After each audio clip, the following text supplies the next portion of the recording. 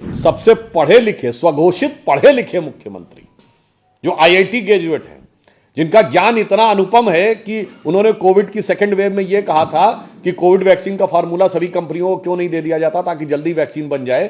उनको लग रहा है जैसे चूरन का फार्मूला था, दे दिया जाए। लहजे में बदजुबानी, चेहरे पे नकाब लिए फिरते हैं, जिनके खुद के बही खाते बेहिसाब बिगड़े हैं, वही हमसे सारा हिसाब लिए फिरते हैं। कुछ लोग ऐसे होते हैं जिनको हर चीज में सिर्फ निगेटिव देखने की आदत होती है। अब चूंकि अब बजट का विषय है तो बिल्कुल तथ्यात्मक आधार पर कहता हूं, दिल्ली में नई राजनीति के स्वघोषित अलंबरदार, भारत की राजनीति में सबसे बड़े दागदार और स्वघोषित कट्टर ईमानदार आम आदमी पार्टी के संयोजक केजरीवाल जी आज आप लोगों को यह बता रहे हैं कि इतने हजार रुपए की छूट, इतने हजार रुपए की छूट, इतने हजार रुपए की छूट। मेरा मानना है जिनके अंदर कार्य करने की क्षमता होती है ना, वो बताते नहीं है, करके दिखाते हैं। जैसे मोदी जी के नेतृत्व में हमने करके दिखाया है। हम मध्य प्रदेश में लाडली लक्ष्मी योजना तब से चला रहे हैं जब हमारी सरकार नहीं थी। आसाम में अरुणोदय स्कीम चल रही है जिसमें महिलाओं को मिल रहा है 4.5 साल से। महाराष्ट्र में हमें देना था तो हमने चुनाव की आचार संहिता से पहले 3 किस्त दे दी थी।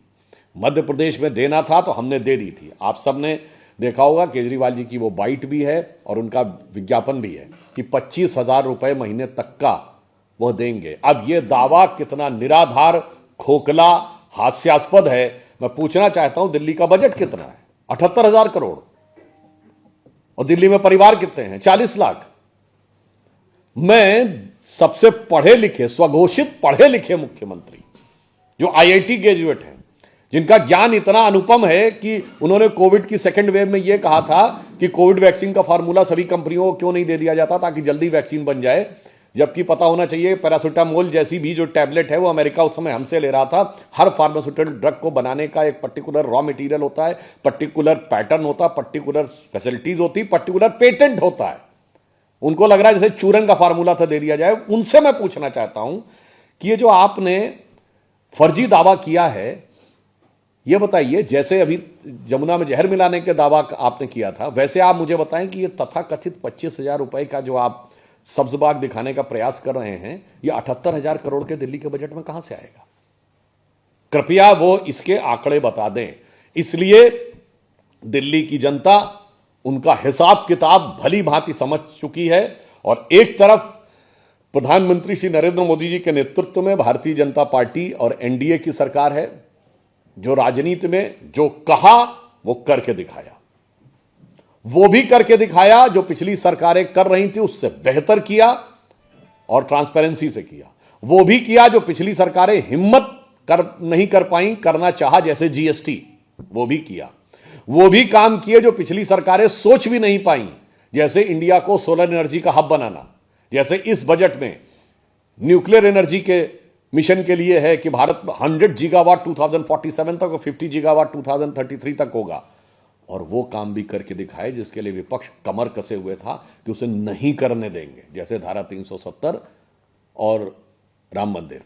इसलिए हम राजनीति में विश्वसनीयता की, प्रामाणिकता के प्रतीक हैं मोदी जी के नेतृत्व में। और दूसरी तरफ उनका हिसाब किताब यह है कि सिर्फ आकर अनर्गल आरोप लगाना, अभद्र भाषा का प्रयोग करना, कार्य कुछ नहीं करना।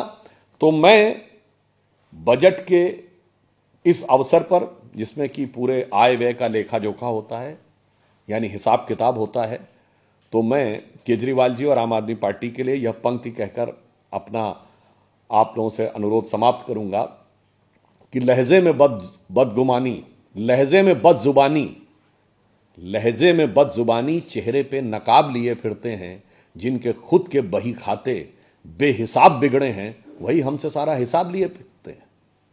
तो मैं उनसे पूछना चाहूंगा, जरा बही खाते का हिसाब बता दीजिए कि दिल्ली के बजट में जो आप ये कह रहे हैं, ये कैसे संभव है?